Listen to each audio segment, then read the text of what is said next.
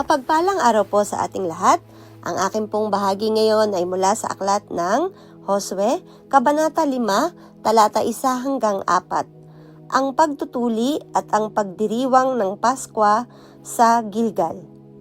Nabalitaan ng mga haring Amoreo na nasa kanluran ng Jordan at ng mga haring Kananeo na nasa baybayin ng dagat Mediteraneo na pinatuyo ni Yahweh ang ilog Jordan nang tumawid ang bayang Israel.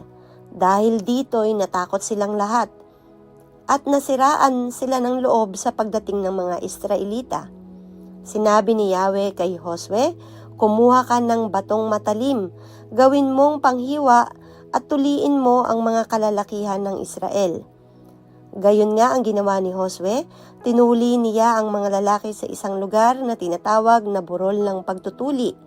Ginawa niya ito sapagkat namatay na ang lahat ng mga lalaking may sapat na gulang upang makipagdigma sa panahon ng paglalakbay noong sila'y umalis sa Ehipto.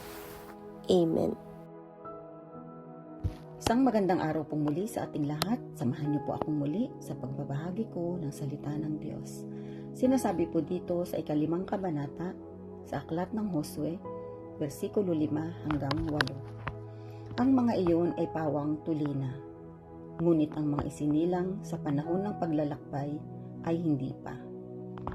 40 taon na naglakbay sa ilang ang bayang Israel, hanggang sa namatay na lahat ang mga lalaking may sapat na gulang upang gumamit ng sandata nang sila'y umalis sa Ehipto.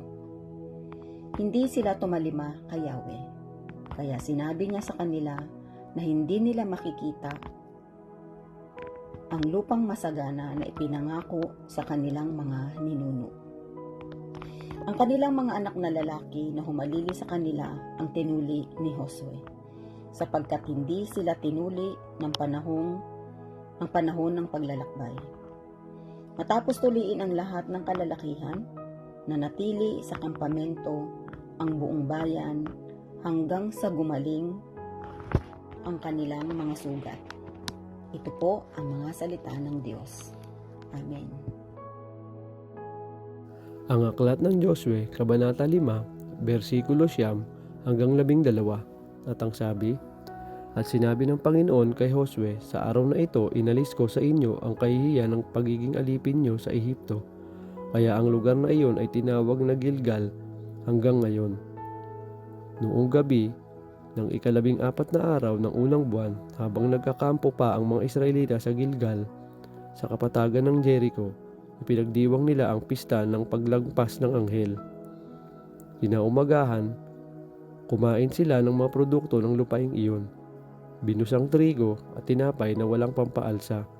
Mula ng araw na iyon, tumigil na ang pagbagsak ng manna at wala ng manna ang mga Israelita.